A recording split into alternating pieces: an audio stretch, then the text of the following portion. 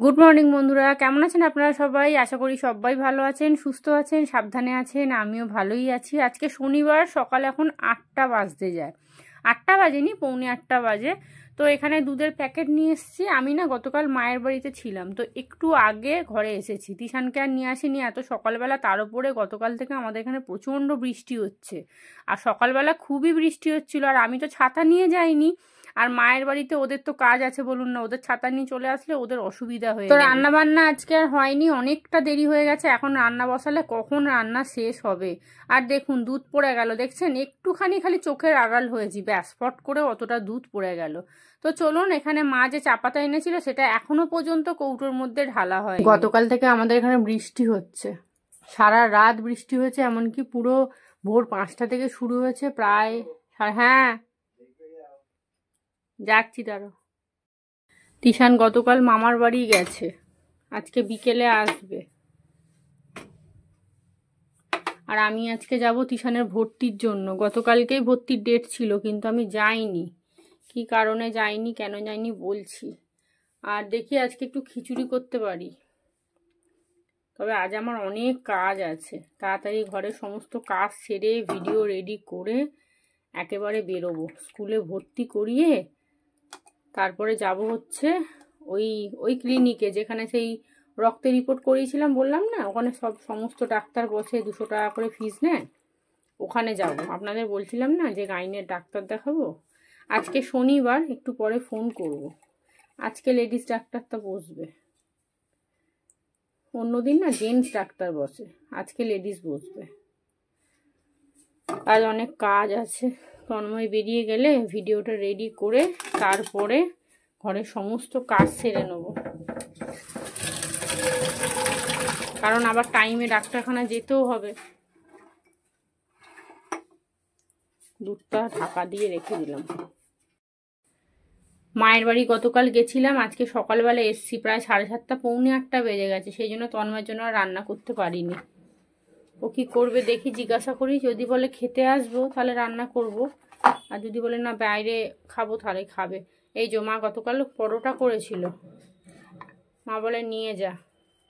4-5টা পড়েছিল, কটা দিয়েছে? 3টের মতো দিয়েছে। বলে যা চা দিয়ে খাবি। তিশান আছে, ওকে এত সকালবেলা আনিনি, খুব বৃষ্টি হচ্ছিল তো। আমি জানি রান্না করবো, তাড়াহুড়ো করে এলাম। ও বাবা, পৌনে 8টা বেজে গেছে, তখন ভাত বসি আর কখন রান্না হবে। গুড মর্নিং বন্ধুরা, কেমন আছেন আপনারা সবাই? আশা করি সবাই ভালো আছেন, সুস্থ আছেন, সাবধানে আছেন। আমিও ভালোই আছি।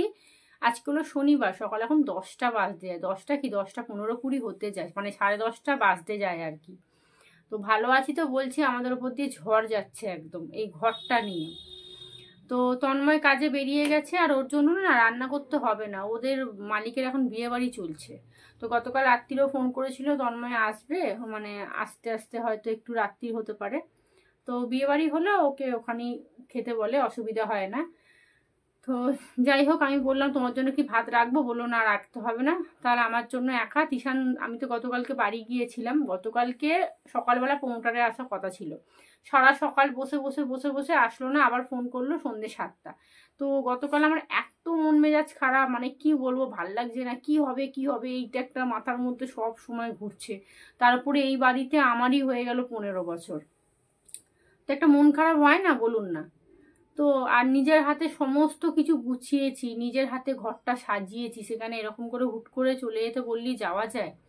তো যাই হোক, গতকাল কি কথা হয়েছে প্রমোটারের সাথে সেটা আপনাদের আমি জানাই। গতকালকে উনি সকালে আসলো না, আমি দুপুর অবধি বসে থেকে থেকে উনি ফোন করলো, আমি বাড়ি চলে গেছি। আর তন্ময় তো ওই বললাম নিমন্ত্রণে বাড়ি গেছিলো, ওরা এখন কদিন ধরে ওখানেই খাচ্ছে, মানে যেখানে ওরা নিয়ে যাচ্ছে আর কি। তো কি বলবো, মাথা সব ঘেটে যাচ্ছে। বলছি দাঁড়ান।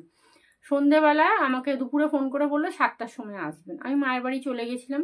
সন্ধ্যে 7টার সময় মা, আমি আর তন্ময় চলে এসেছিল গতকাল সন্ধ্যেবেলা তাড়াতাড়ি। ওকে বলেছিলাম আসতে, ও মালিককে বলেছিল আমাদের খুব দরকারি কথাবার্তা আছে, আমাকে থাকতেই হবে। তো প্রমোটার এসেছিল, এখানে কথা হয়নি। ওপরে যে আমাদের উকিলবাবু আছে, আমাদের যে মেনটেনেন্সটা দেখে, তার ঘরে গেছিলাম। তো কথা বলতে শাশুড়ি মেয়ে বলেছে আমি 3,000 টাকা ভাড়া দিতে পারবো না, আমি এত বছর আছি, আর আমি এই ঘরে কেন 3,000 টাকা ভাড়া দিতে যাবো? তার থেকে আমি আর 1,000 টাকা ভাড়া বাড়ালে আমি তো ভালো জায়গায় 2টো ঘর নিয়ে আমি ভালো রান্নাঘর, মানে পায়খানা বাথরুম ভালো ঘর পেয়ে যাব। আর আমি এত বছর আছি, আমি কেন এত টাকা ভাড়া দেব? কথাটা হচ্ছে এইটাই।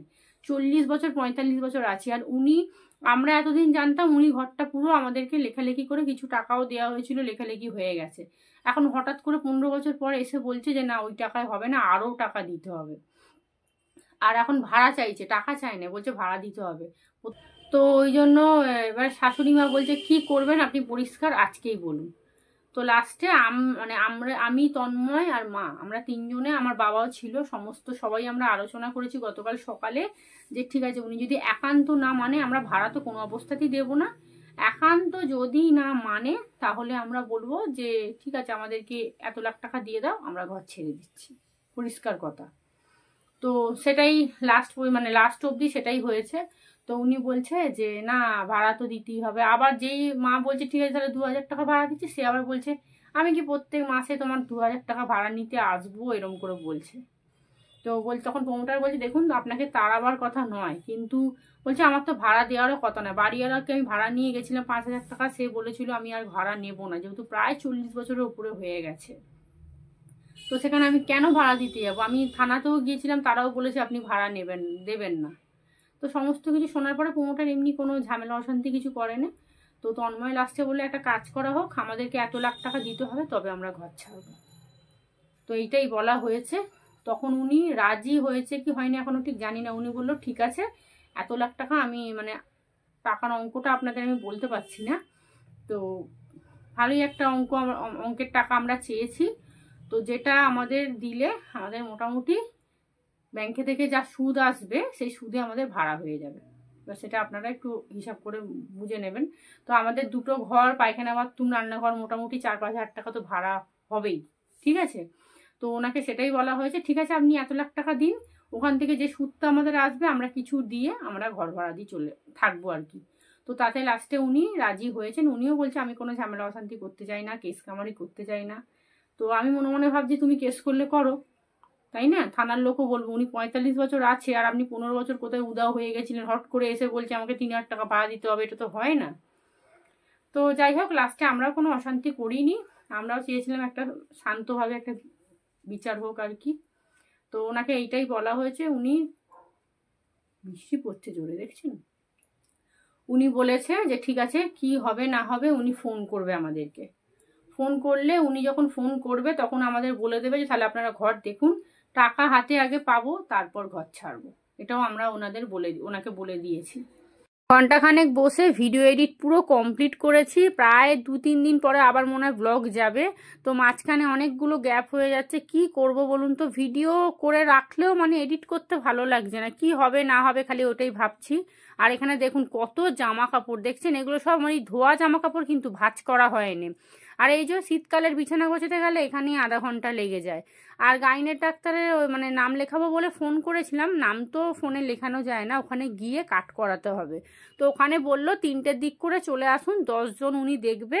তো 3টের মধ্যে যেতে বলেছে, না হলে নাকি আর নাম নেবে না।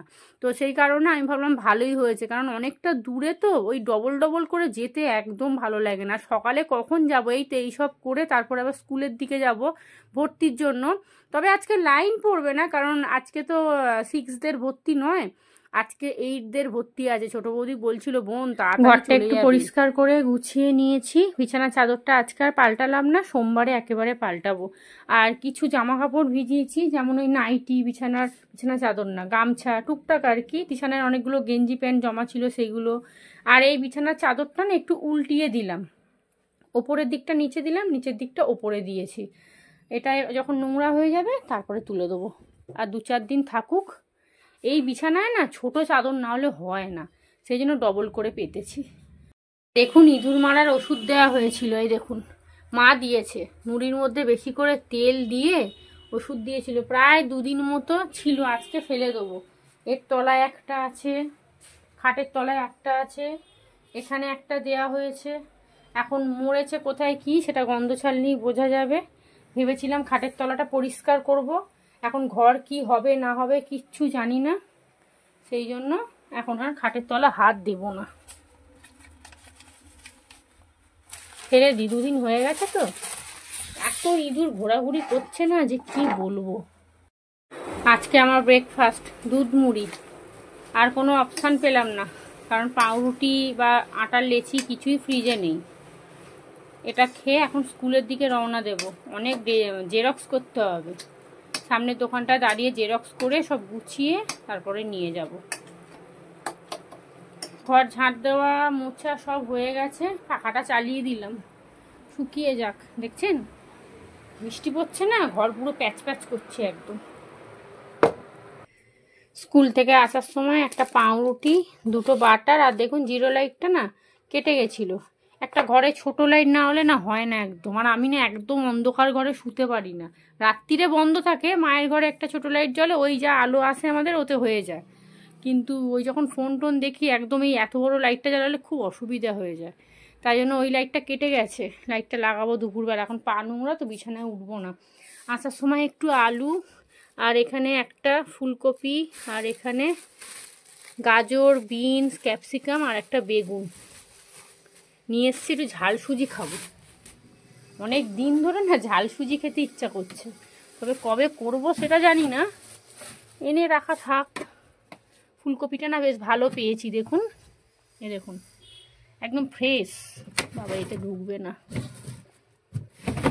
তবে আজকে আর কিছু রান্না বান্না করব না, মাছের মাথাটা করাই হলো না। এই ঘর ঘর করে সবই একদম শেষ হয়ে যাচ্ছে। আর এখানে সর্ষের তেলের প্যাকেটটা ঠাকুরের কাছে রেখেছি, কারণ ঢালবো আগে, তারপরে রান্নাঘরে নিয়ে যাব। ঠাকুরের একটা ফোঁটাও তেল নেই, এত তুলো আছে। আর ওই মোমবাতি নিয়ে এসে প্রতিদিন সন্ধে দেওয়া যায়। এই দেখুন ফুল নিয়ে চলে এসেছি, ভাবছিলাম 11:30 বাজে ফুল পাবো তো। যাই হোক, তেলটা ঢালবো, একটু গঙ্গা জল ছিটিয়ে, তারপরে রান্নাঘরে নিয়ে আসবো। চলুন এখন ভাত বসিয়ে দিই, প্রেসারে আলু সেদ্ধ ভাত, ব্যাস। দেখি আর কি সবজিপাতি আছে, সিম টিম থাকলে একটু সিদ্ধ বসিয়ে দেবো। দেখুন ওয়েদারের অবস্থা দেখুন, কাচাকুচি হয়ে গেছে। আজকে স্কুলে বেকার গেলাম জানেন, ভর্তি নিল না, বললো যারা ডেট মিস করেছে তাদেরকে আবার 2 তারিখে ভর্তি নেব। ও বাবা, হয়ে গেল। গেলাম হেড স্যারের সাথে, তাও একটা গার্জেন বললো, তাই না তো সেই হাঁ করে দাঁড়িয়েই থাকতাম। বললো আজকে নেব না, চলে যান, 2 তারিখে 10:30টার সময় আসবেন। আমি ঠিক আছে তাই। চলুন, রান্নাঘরে বাসনগুলো মেজে নিয়েছি, গ্যাস ওভেনটা পরিষ্কার করলাম। এখানে আলু সেদ্ধ ভাত হয়ে গেছে, এখন তো প্রেশার খুলবো না, ওই গরম গরম খাবো যখন তখনই খুলবো। আর এখানে কাচাকুচি সমস্ত কিছু হয়ে গেছে। তিশানের 2টো প্যান্ট, 2টো গেঞ্জি, তন্ময় 2টো গেঞ্জি, আমার এই নাইটিটা কাচলাম, কাপ্তানগুলো খুব একটা কাচা হয় না। তারপরে ওই ওয়ার্ড্রপ থেকে না একটা ওই কুর্তি আর কুর্তির প্যান্ট, মানে 2টো সেট একদম। এই দেখুন, এই যে কুর্তিটা ভিতরে আছে গোলাপি কালারের, এটা প্যান্টটা, আর কুর্তিটা না বেশ ঘের দেওয়া। আরও অনেক কুর্তি আছে জানেন তো, আসলে সব রেখে দিই তো মনে থাকে না কোথায়, মানে কখন ঢুকিয়ে দিচ্ছি, একবার এখানে রাখি তো একবার ওখানে রাখি। যখন কিছু বার করতে যাই, ওই তন্ময়ের যখন গেঞ্জি টেঞ্জি নিয়ে হয়, যখন খুলি ওয়ার্ড্রপগুলো তখন দেখি আরে বাবা কি সুন্দর তো একটা কুর্তি আছে। আর আমি একই কুর্তি পরে স্কুলে যাই রোজ। একটু গন্ধ ছাড়ছিল, সেই জন্য না একটুখানি ধুয়ে দিলাম মানে সার্ফ দিয়ে একটু ধুয়ে দিয়েছি। চলুন এগুলো মিলি, তারপরে স্নান করতে যাবে। 1:10 হয়ে গেছে, বাইরের অবস্থা কি বাবা। এই দেখুন সর্ষের তেল ঢেলেছি। এটা একটা অ্যালোভেরার কৌটো ছিল, অ্যালোভেরা জেলের কৌটো। এটাকে ভালো করে মেজে শুকনো করে আমি রেখেছিলাম যে এটার মধ্যেই সর্ষের তেল রাখবো। দেখুন কি সুন্দর লাগছে না। তিশান বলছিল মা আমি নিয়ে নেবো, আমি বলছি না নিবি না। ভালো করে মেজে ঘষে শুকনো করে রেখেছিলাম, এটার মধ্যে তেল রেখেছি, এখন অনেক দিন যাবে। আর দেখুন তুলসী পাতা একটাও ছিল না, খুঁজে খুঁজে এই একটা মাত্র বার করেছে, তাও কি দশা দেখুন। তো রাধাকৃষ্ণ থালার মধ্যে দিয়ে দিয়েছি, কাউকে আজকে তুলসী পাতা দিতে পারলাম না। আর মালাটা তো খুব সুন্দর পেয়েছি, দেখুন ফটোর থেকে মালা বড় হয়ে গেছে। যাই হোক চলুন, পুজো দেওয়া কমপ্লিট, অনেকটাই ফুল দিয়েছে, রেখে দিলাম। আর আমি ঠাকুরের জামা কাপড়গুলো সব ধুয়ে দিয়েছিলাম, সব শুকিয়ে গেছে। এখন এই প্যাকেটটার মধ্যে রাখছি, এই যে এই বড় কৌটোটার মধ্যে সব ভাঁজ করে রাখি। ঠাকুরের সোয়েটার বার করতে হবে, সেটাও বার করা হয়নি। এখন ঘর তোর কি হয় জানি না, এখন পরিষ্কার করে বেকার কি করব বলুন তো। 1 সপ্তাহ দেখি কি হয়, কি বলে, ফোন করে, কি ফোন তো নিশ্চয়ই করবে, কিছু তো একটা বলবে হ্যাঁ কি না। আজকে 2টো ডিমকে পোচ করেছি, কয়েকদিন হয়ে গেল ডিম সেদ্ধ খাওয়া হয় না, জানেন? তেলটা কি বেশি হয়ে গেল নাকি? এই রে, এরকম করে ডালা যাবে না। দাঁড়ান, প্লেটের মধ্যে রেখে দিই, নাহলে কুসুমগুলো না পুরো ফেটে যাবে। বাজে এখন 2:45, আমি রেডি হয়ে গেছি, এবারে বেরোবো। দেখছেন কি শুরু করেছে, প্রায় 8 ঘন্টা হয়ে গেল। তো চলুন বেরিয়ে পড়বো, কারণ 3:30টার সময় ডাক্তারবাবু আসবে বলেছে। আমাকে বললো 3টে 10-15-র মধ্যে আপনি চলে আসবেন। কত নম্বর নাম থাকবে তাও জানি না। ঘরে আসতে আসতে 5টা তো বাজবেই, 4:30 5টা। একেবারে এসে না ওই ঘরে আর ঢুকবো না, একেবারে ওই শনিবার তো আজকে, ধূপ মোমবাতি দিয়ে তারপরে ঢুকবো ভাবছি। তো যদি 5টা বেজে যায়, 5টা মানেই তো সন্ধে হয়ে যাবে, মাকে ফোন করে দিতে হবে যে মা তুমি 6টা 6:30 করে আসবে, কারণ এসে সেই বসে থাকবে। এমনিও মা 6:30টার নিচে আসবে না, এখন রুটি ফুটি করতে হবে তো। সন্ধে এখন 7:30 বাজে, এখানে সন্ধে দিয়ে দিচ্ছি, আর পাশে মা বসে আছে। আমি না ডাক্তার দেখিয়ে মায়ের ওখানে গেছিলাম, কারণ অনেকগুলো ওষুধ দিয়েছে। এত ওষুধ এখান থেকে কিনতে গেলে প্রায় 1000 টাকার ওষুধ কিনতে হবে, আর ওই সরকারি দোকান থেকে নিলে মোটামুটি 200-300 টাকার মধ্যেই হয়ে যাবে। আন্দাজ করেছিলাম আর সেটাই হয়েছে, 250 টাকাই মোটামুটি ওষুধটা নিয়েছে। অনেকগুলো ওষুধ দিয়েছে, 14 দিনের কোর্স একটা বললো আছে, তো ওইটা পুরো কমপ্লিট করতে হবে। অ্যান্টিবায়োটিক দিয়েছে, এই আর কি।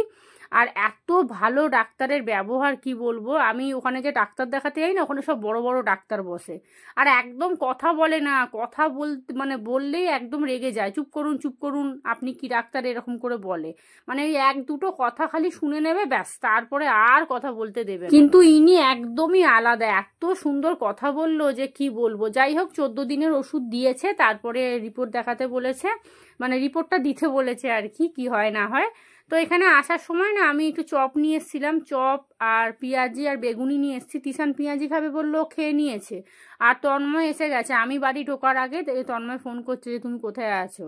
তো আমি মায়ের বাড়িতে ওষুধটা একেবারে আনতে চলে গেছি, কারণ এখান থেকে ওষুধ কিনলে বললাম তো অনেক টাকা লেগে যাবে। 4:30টার দিক করে মায়ের বাড়ি গেছিলাম, ওই বসেছিলাম, 6টার দিক করে লাইন দিয়েছি সরকারি দোকানে, কারণ ওখানেও তো আরেক বাবা 10 জন হয়ে যাবে, তো মানে দাঁড়িয়েই থাকতে হবে। তো 6টার দিক করে লাইন দিয়েছি, মোটামুটি 3 জনে ছিলাম, হয়ে গেছে। আমি যেই গেছি তারপরেই হু হু করে দেখছি সবাই আসছে। তো যাই হোক, ওষুধ নিয়ে বাড়ি চলে এসেছি, আর জামা কাপড় এখনও তোলা হয়নি। আর মা কেন এসেছে জানেন? এই দেখুন, মা একটা ব্ল্যাঙ্কেট কিনেছে। মা তো নিচে শোয় বিছানা করে, 2খানা বালাপোষ আছে, কিন্তু নিচে একটু শীতকালে তো মোটা করে বিছানা না করলে অসুবিধা হয়ে যাচ্ছে, মায়ের কাশি হচ্ছে। তো এই যে মা যেহেতু একা শোবে, সেজন্য বেশ বড়ই আছে ব্ল্যাঙ্কেটটা, আর খুব সুন্দর হয়েছে দেখতে। দেখুন, এই ব্ল্যাঙ্কেটগুলো এখন দেখতে বেশ ভালো লাগে। আমি কিনেছি প্রায় আজ থেকে 8-10 বছর আগের কথা বলছি, 8 বছর মোটামুটি হবে। তো বেশ বড়ই, দেখুন মা গিয়ে কিনে নিয়ে এসছে, আর মাকেও একটু চা। মা ওই ব্ল্যাঙ্কেট কিনতে এসেছিল, নাহলে মায়ের আসার কোনো দরকারই ছিল না। আমি তো তিশানকে নিয়ে চলে এসেছি একেবারে। তো চলুন, চা মুড়ি খেয়ে নিয়েছি, এবারে রাতে রান্না বান্না বসাবো। আর মা তাই বলছে যে কতগুলো দোকান ঘুরেছি জানিস, মানে কি বলুন তো, সিঙ্গেল কিনলে কিনতে পারতো, কিন্তু যদি আমরা মাঝে মধ্যে যাই, তো আমি গিয়ে হয়তো কোনোদিন রাত্রিরে থাকি, আর মায়ের সাথে নিচেই তো শুই, সেজন্য বলছে তুই তো যাস মাঝের মধ্যে, তাই একটু বড় সড়োই কিনলাম। আর এই দেখুন, রাতে রান্না বান্না বসিয়ে দিয়েছি, আজকে খিচুড়ি বসিয়েছি, গাজর, বিনস, তারপরে আলু, ফুলকপি সমস্ত কিছু দিয়ে খিচুড়ি বসিয়েছি। আর ফুলকপিটাও এখানে ভাজতে দিয়ে দিয়েছি, আর খিচুড়ির সাথে বেগুন ভাজবো, আর তার সাথে আলু ভাজা করব। আর এই যে আদা রসুন বাটা করতে হবে, মশলা তো নেই, এর মধ্যে অল্প একটুখানি দুধ আছে, ওটা ফ্রিজে তুলে রাখবো। আদা রসুন বাটা হয়ে গেছে, খিচুড়ি মোটামুটি সব কিছুই সিদ্ধ হয়ে গেছে, ফুলকপিটাও দিয়ে দিয়েছি।